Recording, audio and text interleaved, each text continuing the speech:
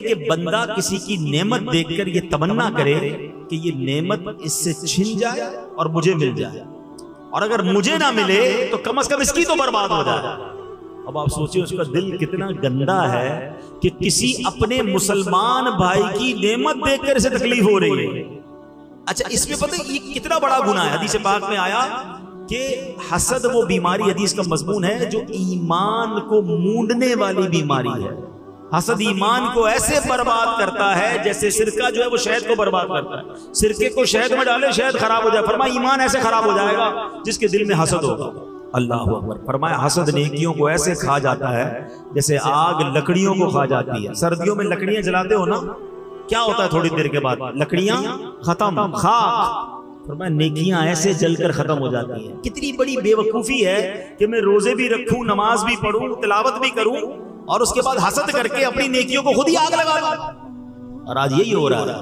अब आप कहेंगे नहीं जनाब मौलाना साहब आप बात तो सही कर रहे हैं, मगर मैं तो हसद नहीं करता।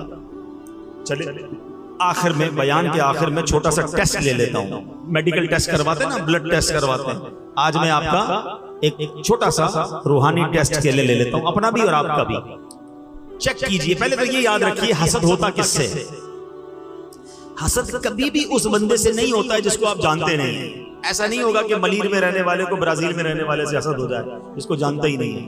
हसद नॉर्मली आपके रिश्तेदार में से आपको होगा, आपके दोस्तों में से आपको हसद हो जाएगा, या आप जैसा काम करने वालों से हसद हो जाएगा।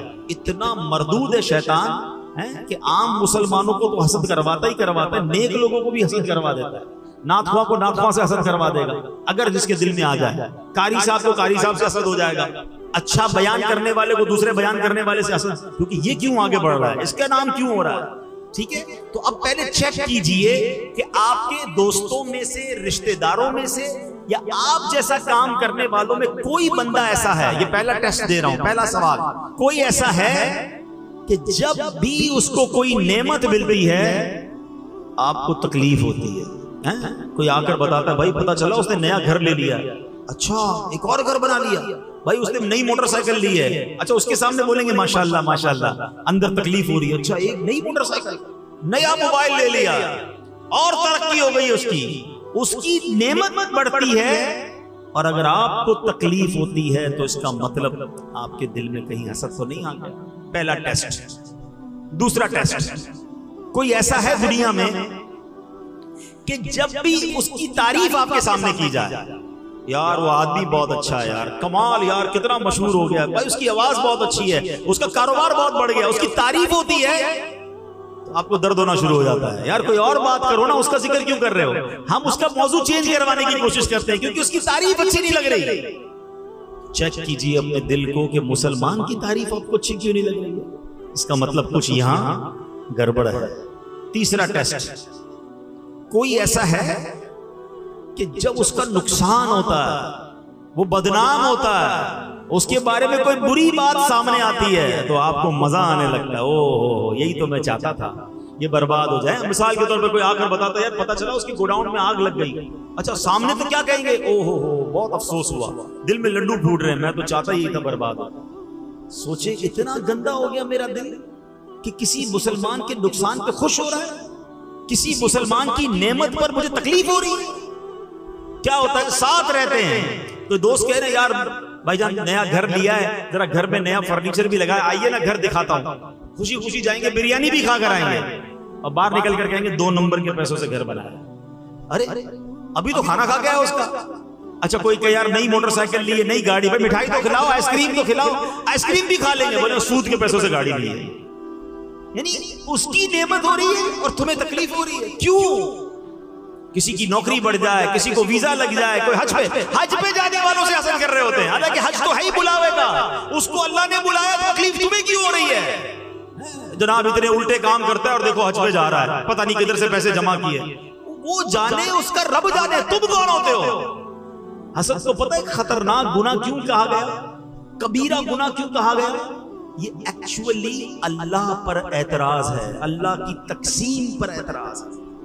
हाँ मुझे बताइए इज्जत देने वाला कौन है, जोर से कहेंगे इज्जत देने वाला कौन है, शोहरत देने वाला कौन है, दौलत देने वाला कौन है, खूबसूरत बनाने वाला कौन है? इज्जत देने वाला कौन है? जब देने वाला सब अल्लाह है तो तुम्हें क्या प्रॉब्लम? अल्लाह दे रहा है ना, उसको इज्जत दे रहा है, शोहरत दे रहा है, दौलत दे रहा है, अल्लाह ने उसको हुस्न दिया, अल्लाह ने उसको आवाज दी है। तुम्हें प्रॉब्लम ये है कि अल्लाह ने उसको क्यों दिया, मुझे क्यों नहीं दिया? ये बंदे पर नहीं, ये अल्लाह पर एतराज है। ये इतना बड़ा कबीरा गुनाह है, कभी ना करना, कभी ना करना। हाँ, पता क्या करना चाहिए? इसका इलाज क्या बताया उलमा ने कि आपको अगर किसी की किसी बात से हसद है ना, आपको बुरा लग रहा है, आप दुआ करें अल्लाह इसमें और इजाफा कर दे। है बड़ा मुश्किल मुझे तो उसका चेहरा ही अच्छा नहीं लगता, मैं उसके लिए दुआ करूं। हाँ, एंटीबायोटिक है, इलाज इंजेक्शन में दर्द होता है ना, लेकिन इलाज यही है, क्योंकि तकब्बुर, हसद मुझे हो गया, उसको तो है नहीं। ये इतनी बुरी बीमारी है प्यारे इस्लामी भाइयों, हसद कहते हैं जेलसी को, जलन को। ये हसद दुनिया में भी बंदा जलता है और आखिरत में भी जलेगा।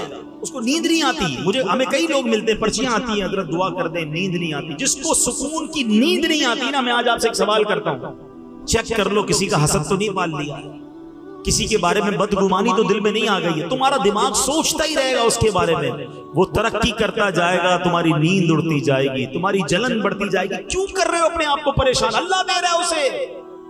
किसी की तरक्की में मुझे क्या प्रॉब्लम है?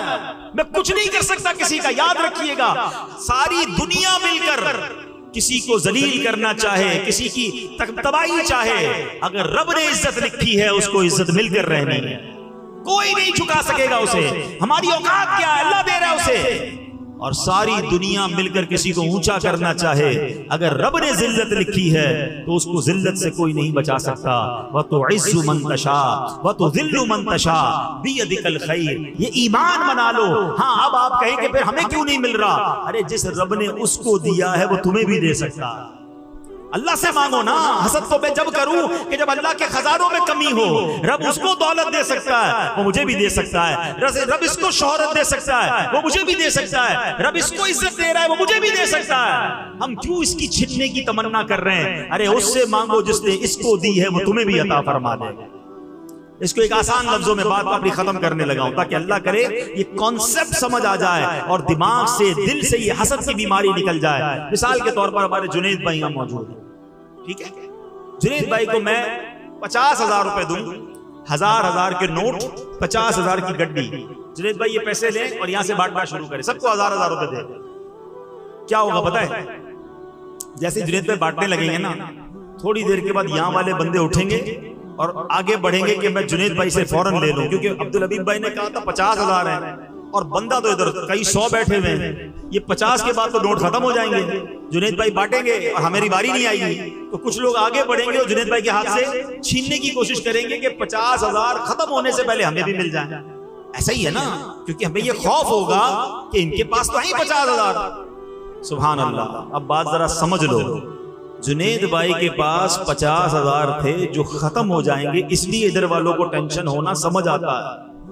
मेरे रब के खजाने ना खत्म होने वाले, उसके करम के खजाने खत्म होने वाले नहीं है। वो अगर किसी को बांट रहा है तो तुम्हें क्या टेंशन है? उस रब से कहो ना, या अल्लाह इसको और दे दे और मुझ गुनाहगार पर भी करम फरमा दे, मुझे भी दे दे। हसद क्यों करूं मैं?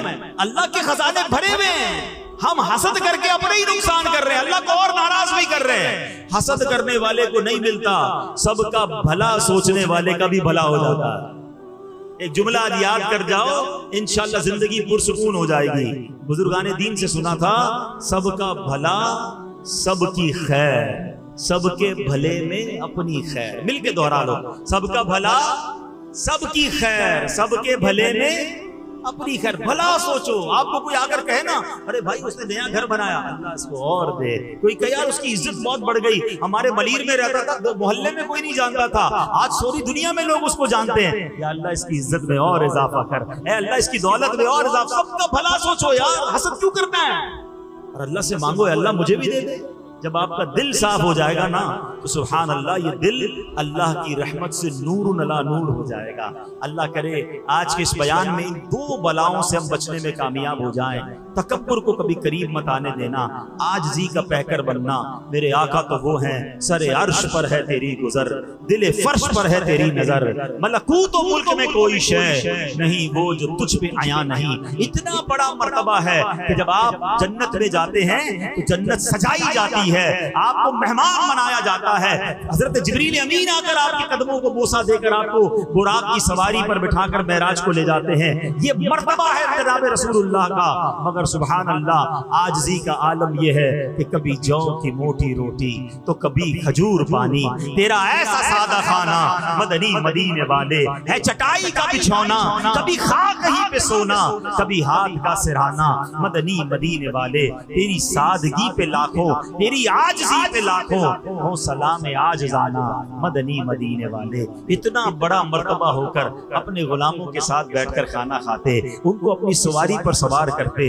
मैं और आप तो उनके जूते मुबारक की, नालैन मुबारक की लगे हुए खाक के जर्रे के बराबर भी नहीं हैं। हम किस लिए इतराते हैं, हम किस बात पर घमंड करते हैं। अल्लाह नबी पाक की आजिज़ी का सदका हम सबको नसीब फरमाना। और फिर हसद को करीब नहीं आने दें, आप पुरसुकून हो जाओगे। आप किसी का हसद करके बिगाड़ नहीं सकते, याद रखिएगा। जिससे हसद है ना आपको, उसका कुछ नहीं जाता, जाता हमारा ही है, बेड़ा गर्क हमारा ही हो रहा है। टेंशन में हम ही है, तो क्यों बांटो भाई ये बीमारी। नेकी अलग बर्बाद हो रही है, जिंदगी अलग बेसुकून हो रही है। तो पॉजिटिव सोचें, अच्छा सोचें। आखिर में हसद का इलाज बता देता हूं। तकब्बुर और हसद दोनों का इलाज ले जाओ। बीमारी है ना, बीमारी का इलाज भी तो होना चाहिए। सबसे अच्छा इलाज यह है कि बंदा दुआ करे। हाँ, अद्दुआ सिलाहुल मोमिन, दुआ मोमिन का हथियार है। अल्लाह से दुआ करे, या अल्लाह मेरे दिल को तकब्बुर से, हसद से पाक फरमा। ये बार बार दुआ किया करें। और भी दिल की बीमारियां हैं, उजुब है, खुद पसंदी है, रियाकारी है, ये अजीब अजीब बीमारियां। एक बयान में मैं बहुत सारी चीजों को बयान नहीं कर सकता, मगर अल्लाह से पहले तो दुआ करें कि अल्लाह दिल साफ कर दे। इस दिल को अगर मदीना बनाना है ना, एक तरफ तो दुआ करते हो सीना बने मदीना, और सीने में तकब्बुर भी पाला हुआ है, इसी में इसमें जनाब गुरूर भी है, हसद भी, और कहते हैं दिल में बसे मदीना। कैसे दिल में मदीना आएगा, कैसे इश्क़ रसूल आएगा? पहले गंदगी साफ करो, फिर देखो मदीने वाले कैसे करम फरमाते हैं इंशाअल्लाह। एक तो पहला इलाज क्या हो गया, दुआ। दूसरा हसद का इलाज है कि जिस बंदे से हसद हुआ है पहले तो चेक कर लो, उसको बताना नहीं। हाँ, उसको बताना नहीं है, पता चल जाएगा आपको कि मुझे किससे प्रॉब्लम है, पता चल जाए ना, आप उसके लिए दुआ करना शुरू कर दो। ये थोड़ा सा मुश्किल है, आपको तकलीफ होगी शुरू में। अच्छा, जिस चीज से हसद है ना, उसी चीज की दुआ करें। कि आपको इसकी दौलत से तकलीफ होती है, या अल्लाह इसके माल में और बरकत दे दे। किसी की शोहरत से तकलीफ है, अल्लाह इसकी शोहरत में और इजाफा कर दे। किसी के हुस्न से तकलीफ है, या अल्लाह इसके हुस्न में और बरकत दे दे। तो आप कहेंगे यार कैसी बात कर रहे हो मौलाना साहब, बंदा ही अच्छा नहीं लगता, कैसे दुआ करूंगा? हाँ, दुआ करोगे तो तकलीफ होगी, मगर एक वक्त आएगा कि आपका दिल जब साफ हो जाएगा ना, कोई आकर कहेगा यार उसकी दौलत में और इजाफा हो गया। आप कहेंगे मैं भी तो दुआ करता हूँ, इजाफा तो होना ही था, है ना, दिल साफ हो जाएगा। तीसरा हदीस पाक में आता है, तोहफा दो मोहब्बत बढ़ेगी। जिससे हसद हो गया ना, है, उसके पास जाकर अच्छे तरीके से मुलाकात करके उसको कोई तोहफा पेश करें, इत्र दे दें, सूट दे दें, जो भी आप बेहतर समझते हैं। ये भी मुश्किल है, बंदे का चेहरा अच्छा नहीं लग रहा, उसको तोहफा दूं। उसको प्रॉब्लम नहीं, प्रॉब्लम मेरे दिल में, मुझे बीमारी दूर करनी है, तो जाके तोहफा दो ताकि हसद दूर हो जाए। हाँ, मगर एक गलती मत करना कि जाकर कहना भाई गया था बयान सुनने, उन्होंने बताया जिससे हसद हो जाए उसको तोहफा दो, इसलिए तुमसे हसद हो गया था तो तोहफा लेकर, और गड़बड़ हो जाएगी। उसको बताना नहीं है, बगैर बताए तोहफा दें ताकि मोहब्बत हो, दिल मिल जाए और मेरा दिल साफ हो जाए। पता चला कि कायनात में जो सबसे पहले गुनाह हुए हैं ना, हैं, उसमें तकब्बुर भी है, उसमें हसद भी है। शैतान मरदूद को हसद भी बड़ा था, जब भी तो हजरत आदम को सजदा नहीं किया ना। अब उस शैतान ने एक और गुनाह करवाया हजरत आदम की औलाद में, और ये गुनाह हुआ काबील और हाबील के दरमियान। हजरत आदम के हर बार, यानी बीबी हव्वा रज़ी अल्लाह तआला अन्हा के यहाँ जब प्रेगनेंसी होती थी, हमल होता था, तो एक लड़का पैदा होता, एक लड़की पैदा होती। अल्लाह की शान देखें, अल्लाह ने इस नस्ल इंसानी को किस अपने हिकमत भरे अंदाज में चलाया कि हर हमल में एक लड़का पैदा होता, एक लड़की पैदा होती, और जब अगले हमल में एक और लड़का लड़की पैदा होती, तो उनका आपस में निकाह हो सकता था। यानी मिसाल के तौर पे एक बारी में जो लड़का और लड़की पैदा होते वो भाई बहन कहलाते थे, मगर अगली बारी में जो लड़का लड़की पैदा होते वो उनके भाई बहन नहीं, इस हवाले से नहीं होते थे क्योंकि उनका निकाह जायज था और ये उस जमाने की शरीयत में जायज था और इसलिए जरूरी था कि इसी से नस्ल इंसानी ने आगे बढ़ना था। अब अल्लाह की शान देखें कि हजरत आदम अलैहिस्सलाम के जो दो बेटे थे काबील और हाबील, उनके दरमियान मामला क्या हुआ कि हजरत आदम अलैहिस्सलाम ने जब काबील और हाबील, पहले काबील पैदा होता है, अच्छा काबील के साथ मामला ये था कि उसके साथ जो लड़की पैदा हुई उसका नाम जो था वो इकलीमा था, वो बड़ी खूबसूरत थी। हाबील के साथ जो लड़की पैदा हुई उसका नाम लीवजा था। अब जब दोनों बड़े हो गए तो उसी शरीयत के कानून के मुताबिक हजरत आदम अलैहिस्सलाम ने काबील से कहा कि तुम्हारा निकाह लीवजा से होगा और हाबील को कहा कि तुम्हारा निकाह इकलीमा से होगा। काबील कहता है नहीं, मेरा निकाह तो इकलीमा से होना चाहिए। हजरत आदम ने समझाया वो तुम्हारे साथ पैदा हुई है, वो तुम्हारी बहन है, तुम्हारा उससे निकाह नहीं हो सकता। वो कहता है नहीं, ये तो आपका बनाया हुआ उसूल है ना, मैंने निकाह करना है तो इकलीमा से ही करना है। अब हजरत आदम अलैहिस्सलाम ने कहा अच्छा ठीक है, ऐसा करो कि तुम दोनों भाई अपनी अपनी कुर्बानियां पेश करो, अल्लाह की बारगाह में कुर्बानी पेश करते हैं, जिसकी कुर्बानी कबूल हो जाएगी हम समझेंगे कि उसकी बात मान ली गई। अब क्या हुआ, उस जमाने में सदका या जो भी पेश किया जाता था सदका, वो कबूल कैसे होता था, कुर्बानी कैसे कबूल होती थी कि आसमान से आग आती थी और उस सदके को उसको आग लेकर चली जाती थी। सरकार दो आलम अलैहिस्सलाम की उम्मत पर एक और मेहरबानी पता है क्या की है? बहुत सारी मेहरबानियों में एक मेहरबानी यह है कि हमारा सदका, हमारी कुर्बानी हम खुद भी इस्तेमाल करते हैं, हम आपस में गरीबों में बांट देते हैं। हमारी कुर्बानी को आग नहीं खाती, वरना पहले जो भी चीज पेश की जाती थी वो आग ले जाती थी।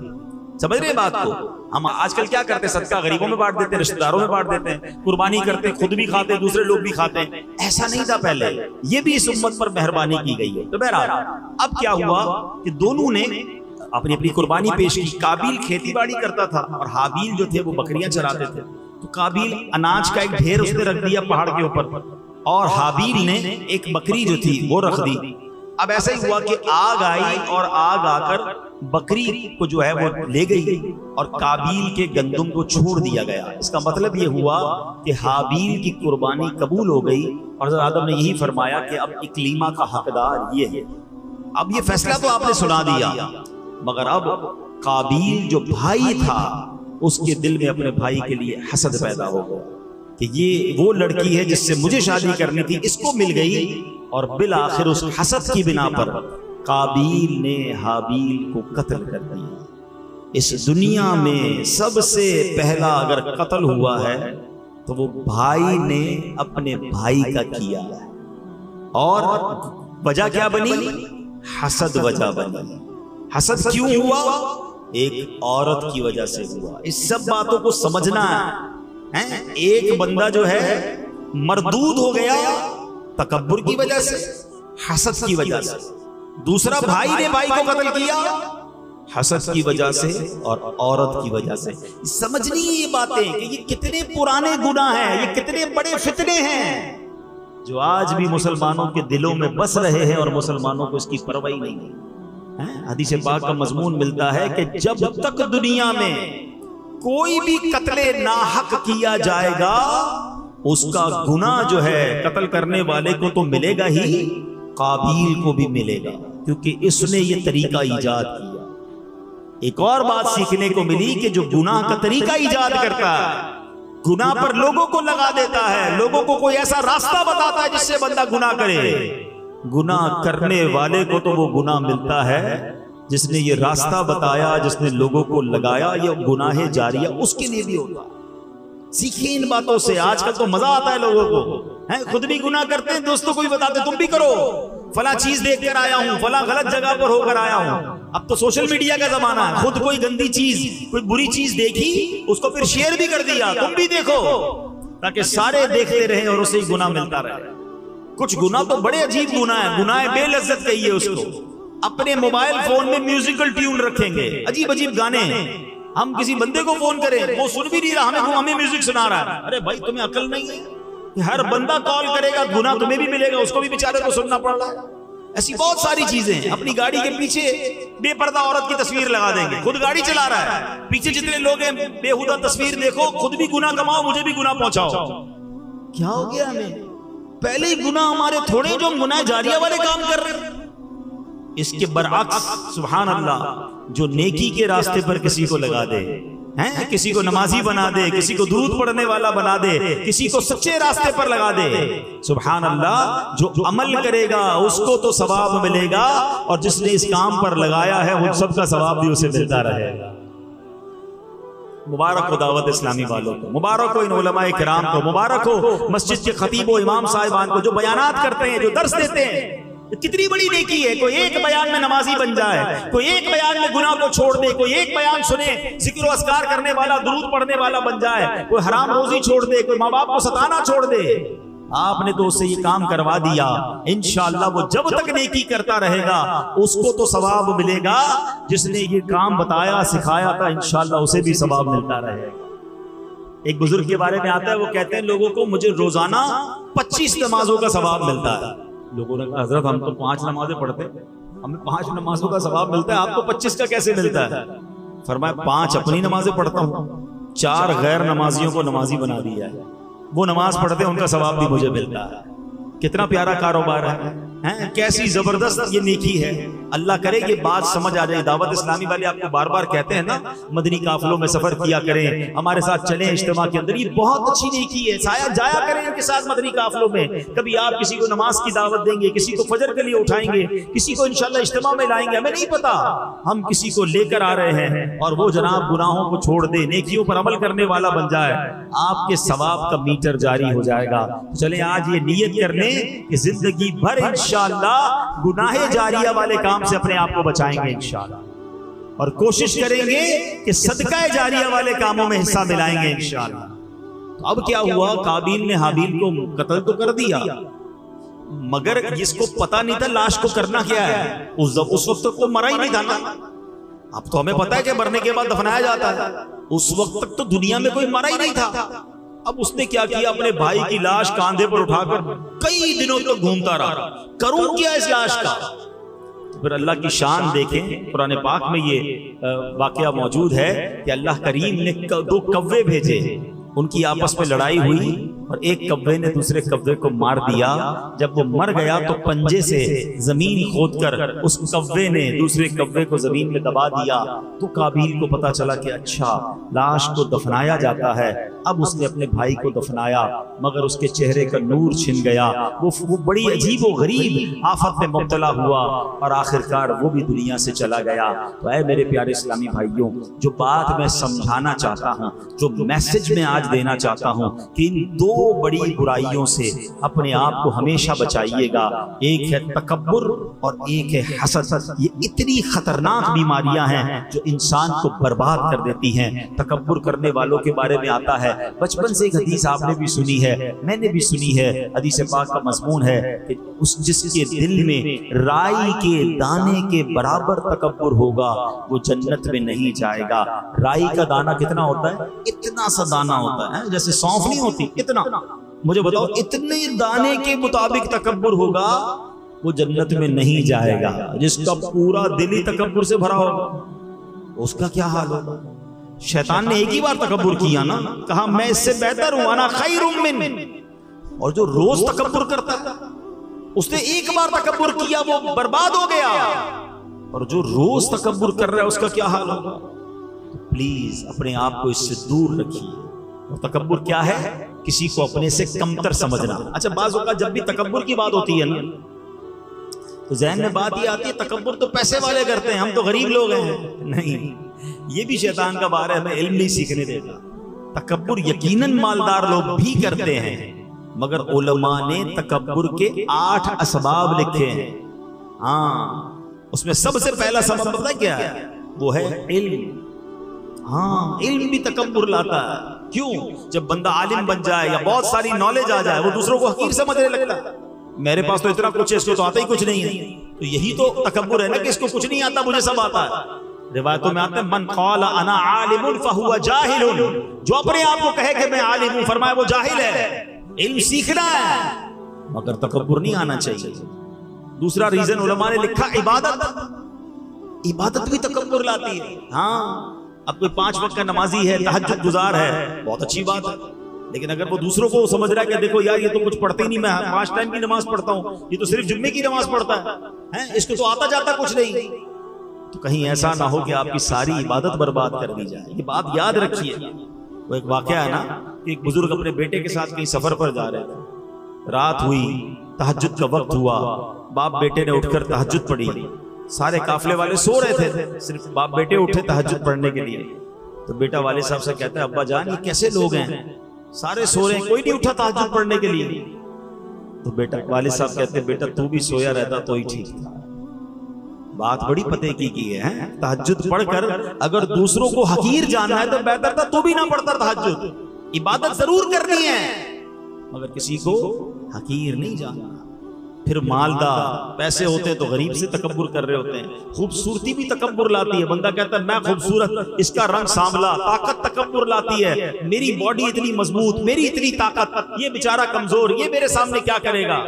इक्तिदार तकब्बुर लाता है, किसी को सीट मिल जाए वो समझता है बाकी की हैसियत ही कोई नहीं, मसल के रख दूंगा। ये इक्तिदार पर, दौलत पर, खूबसूरती पर, ताकत पर तकब्बुर करने वालों कभी इतराना नहीं, रब जब चाहे ये सब वापस ले सकता। हमने बड़े बड़े खूबसूरती वालों को ऐसी ऐसी बीमारियों में पड़ते देखा कि चेहरा देखने के काबिल नहीं था। बड़े बड़े ताकतवर पहलवानों को बिस्तर पर पड़ते देखा कि अपने पैरों पे खड़े नहीं हो सकते। बड़े बड़े मालदारों को रातों रात कंगाल होते देखा है। बुजुर्गों से पूछो, ये जिनकी जिंदगी गुजरी उन्होंने देखे होंगे ऐसे कि ज़कात देने वाला दिनों के अंदर ज़कात लेने वाला बन जाता। कभी भी इतराना नहीं है। हाँ, व तो इज़्ज़ु मन तशा व तो ज़िल्लु मन तशा बियदिकल खैर। जब भी अल्लाह ने कोई नेमत देना, अल्लाह सर झुका रहे, आजिज़ी, अल्लाह तेरी मेहरबानी, मुझ जैसे गुनाहगार को तूने माल दे दिया है, मुझ जैसे खताकार को इतनी अच्छी शक्ल दी, मुझ जैसे खताकार को इतना बड़ा नाम शोहरत दे दी। तकब्बुर नहीं कि दाना खाक में मिलकर गुले गुलजार होता, इतराने वाला, घमंड करने वाला बर्बादी होता है। अल्लाह करे ये बात समझ आ जाए कि तकब्बुर इस कायनात में होने वाले सबसे अव्वलीन गुनाहों में से गुनाह है और इसका नतीजा बर्बादी है। रिवायतों में आता है तकब्बुर करने वाले को कयामत की दिन चूटियों की शक्ल में लाया जाएगा और लोग उनके ऊपर से चलते हुए गुजर रहे होंगे। ये जो बड़े बड़े तकब्बुर करते हैं ना, गरीब आदमी को करीब नहीं आने देते हैं, कभी भी ना कीजिएगा ऐसे। बल्कि मशवरा दूंगा कि जिसको कोई मुंह ना लगाए, जिसको कोई करीब ना बिठाए, आप उसको अपने करीब बिठाया करें, प्यार दिया करें। इंशाअल्लाह उसकी दुआ लग गई तो तुम्हारा बेड़ा पार हो जाए। हाँ, अब्बास औकात मस्जिद के खादिम से कोई हाथ नहीं मिलाता। हमारे दफ्तर में कोई चौकीदार हो जो बेचारा सबका दरवाजा खोल रहा है, उसको कोई सलाम ही नहीं करता। रुक जाएं, पहले उसको सलाम करें। मस्जिद के खादिम को कभी सीने लगा लें। सच्ची बताऊं, कभी कभी तो ऐसे लोग रो पड़ते हैं क्योंकि उनको कितना अरसा हुआ किसी ने तबीयत भी नहीं पूछी होती है, सीने भी कोई नहीं लगाता है उन्हें। कभी कभी आपने देखा होगा नमाजियों में कोई ऐसा बंदा होता है जिसके बेचारे के हाथ पैर ठीक नहीं होते, माजूर नहीं होते, जिस तरह कभी कभी राल भी टपक रही होती है, हाथ पैर भी टेढ़े होते हैं, वो चल भी सही नहीं पा रहे होते हैं। मस्जिद में हाथ भी कोई नहीं मिलाता, अगर इससे हाथ मिलाऊंगा तो मेरा हाथ गंदा हो जाएगा। नहीं नहीं नहीं, ये लॉटरी है बंदा, मैं सही बता रहा हूं। जाकर इसको सीने लगा लो, इससे दुआएं ले लो, क्योंकि शायद कई महीनों से किसी ने इसको सलाम नहीं किया होगा। ये रो पड़ेगा तुम्हारे सामने, लेकिन क्या पता इसके दिल से ऐसी दुआ निकलेगी कि तुम्हारे कितने बिगड़े काम संवर जाए। नबी ये पाक अपने गुलामों के घर जाते थे, प्यारे आका गुलामों को साथ बिठा के खाना खिलाते, अपनी सवारी पर अपने गुलामों को बिठाते थे। हम कहते हैं मेरा मुलाजिम मेरे साथ बैठकर खाना खाएगा, मेरी आपकी औकात क्या है? अगर आज जो दिया है वो रब ने दिया है, कभी इतराना नहीं। इंशाअल्लाह आप आजिज़ी करके देखें, अल्लाह आपकी इज्जतों में और इजाफा फरमाएगा। और जो दूसरा गुनाह है हसद, अल्लाह अकबर, ये तो ऐसा दिलों में बस गया, भाई को भाई से, बहन को बहन से, दोस्त को दोस्त से हसद हो गया। कहता कोई नहीं है मगर दिल में पाल के बैठे। अल्लाह पाक हमें दिल की बैरूनी बीमारियों से भी और अंदरूनी बीमारियों से भी शिफा अता फरमाए और हमारे सीने को जनाब रसूलुल्लाह सल्लल्लाहु अलैहि वसल्लम के इश्क का मदीना बना दे। आमीन बिजाहिन नबी अमीन सल्लल्लाहु अलैहि वसल्लम। सल्लू अलल हबीब।